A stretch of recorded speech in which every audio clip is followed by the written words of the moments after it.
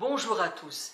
Il y a quelques jours, nous l'avons tous constaté, il y a eu une coupure d'électricité générale en Côte d'Ivoire. Et le délestage a officiellement repris. Mais ce n'est pas quelque chose de nouveau. L'année dernière, en juin et juillet, nous avons connu également des épisodes de délestage. Et c'est bien trop souvent le cas en Afrique de l'Ouest et en Afrique centrale. L'énergie électrique aujourd'hui est devenue indispensable pour le bon fonctionnement des ménages. Sans électricité, il n'y a pas de confort, il n'y a pas d'industrie, il n'y a pas de prospérité. Et de plus en plus, on fait un rapprochement entre le niveau de prospérité d'un pays et l'accès à l'électricité. Mais ce qui est encore un peu plus incompréhensible et ce qui m'amène à engager cette discussion avec vous, c'est parce que quand même nous sommes en Afrique. Il y a des pays où les coupures d'électricité sont quasiment inexistantes. Pourtant, ces pays n'ont pas ce qu'on appelle aujourd'hui des ressources alternatives qui peuvent faire que nous ne soyons pas dans l'obscurité ou dans l'obscurantisme. Nous avons plusieurs énergies que nous pouvons développer ici. Nous avons le solaire, nous avons les énergies renouvelables, mais nous avons également beaucoup d'autres opportunités. Pourquoi nous n'arrivons pas à nous saisir? Premièrement, il faut défiscaliser le solaire. Il n'est pas normal que nous ayons autant de soleil et d'opportunités et que l'importation de ces matières, de panneaux solaires, de réfrigérateurs solaires, de batteries solaires soit aussi élevée. Il faut défiscaliser le solaire.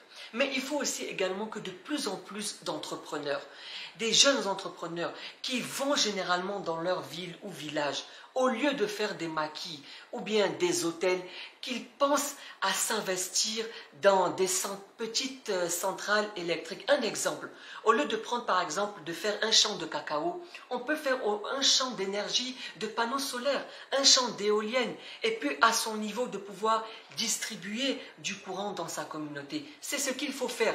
Il ne faut pas que compter sur une seule centrale, que la centrale électrique. Les centrales électriques doivent distribuer du courant aux grands pôles économiques, aux grandes villes.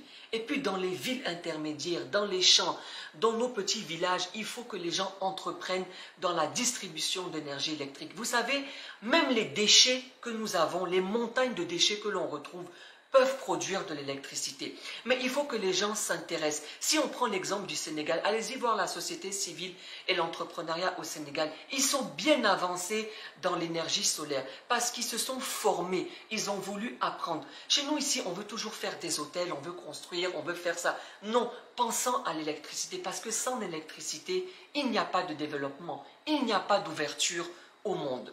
Mais il y a également un deuxième volet. C'est qu'il faut également casser le monopole de l'électricité.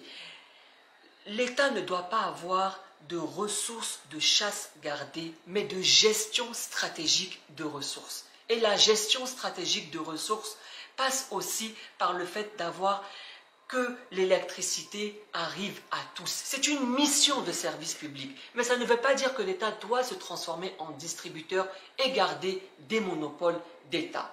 Parce qu'il faut que tout le monde puisse avoir un accès et l'on sait que la concurrence profite aux consommateurs. Regardons dernièrement le cas avec Wave. Et puis troisièmement, il faut que d'abord les gouvernants pensent à l'intérêt des populations. Ça veut dire qu'il faut d'abord penser à nous-mêmes. Quand on dit aujourd'hui affaire d'environnement, il ne faut pas utiliser telle énergie. Si le charbon pour produire de l'électricité et que c'est ce que nous avons de moins cher que nous pouvons offrir aux populations, aux citoyens de l'intérieur du pays, prenons-les. La Chine, l'Europe ou les États-Unis, là, ils ont utilisé le charbon pour déployer l'électricité et se développer avant d'attaquer d'autres choses. Nous sommes en Afrique, regardons ce qui peut nous être avantageux et c'est ça que nous devons offrir aux populations. Arrêtons de regarder les discours des autres pour nous-mêmes dire qu'on va faire pareil. Pensons d'abord à notre propre intérêt.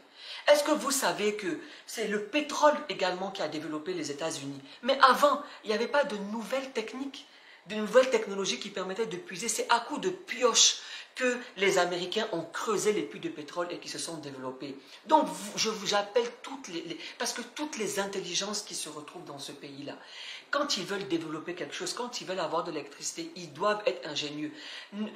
Au lieu de penser qu'on ne peut pas faire quelque chose parce qu'il faut acquérir une machine à coût de millions de dollars ou de centaines de millions de francs CFA et on se décourage, non. On peut créer de l'électricité à partir d'idées toutes simples, avec ce que nous avons ici, avec ce que nous retrouvons dans notre sous-sol.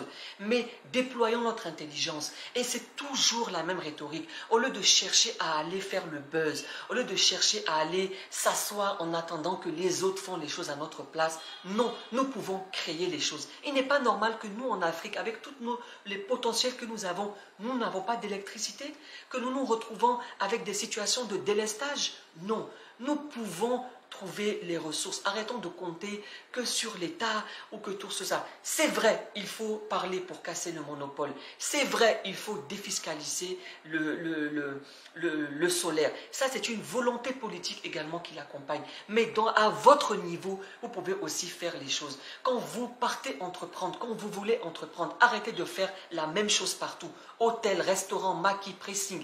Pensez à comment déployer. Investissez, retrouvez-vous dans le solaire. Faites des formations, intéressez-vous à la géologie et à comment vous pouvez transformer l'énergie en source de richesse. Parce que l'énergie égale prospérité. Je vous invite à partager cette vidéo et à liker et à mettre en commentaire vos suggestions, mais aussi à trouver et à nous proposer des thèmes pour la prochaine fois. Je vous remercie.